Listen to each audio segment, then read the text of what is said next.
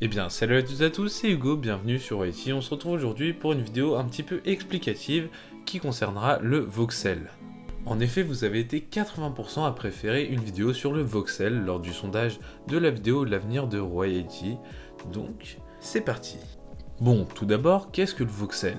Le voxel est un type de 3D qui s'appuie sur les pixels. Je m'explique. Une image en bitmap est composée de pixels. De beaucoup de pixels. Et un pixel, qu'est-ce que c'est?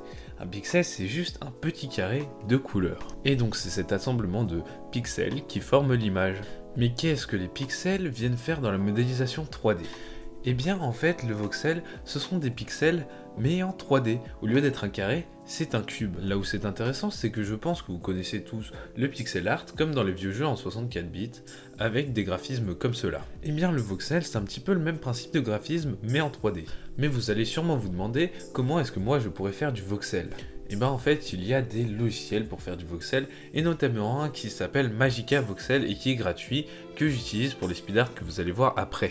Ces logiciels fonctionnent de manière assez simple, c'est-à-dire que vous pouvez poser à l'aide de votre curseur des petits cubes et puis ensuite à partir de là modéliser quelque chose. Et vous pouvez bien évidemment changer la couleur de ces cubes. Ça c'est pour la partie modélisation, plutôt simple en elle-même. Mais il y a une seconde chose qui est le render. Qu'est-ce que le render?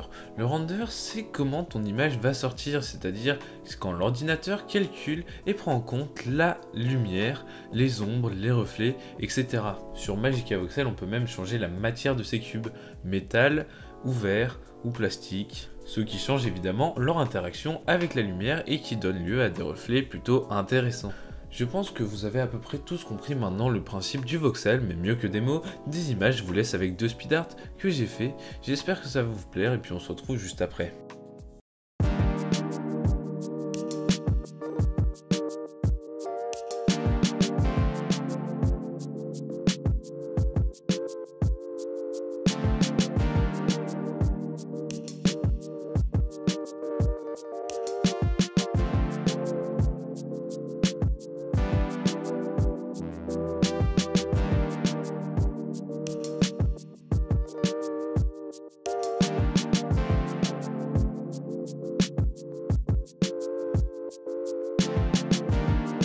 Voilà pour ces deux petits speedart, c'est pas des œuvres incroyables comme on peut en voir sur internet, mais c'est déjà un bon début et pour vous montrer, ça suffit largement.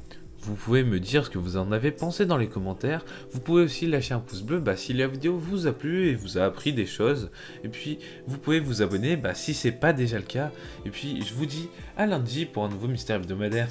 Salut!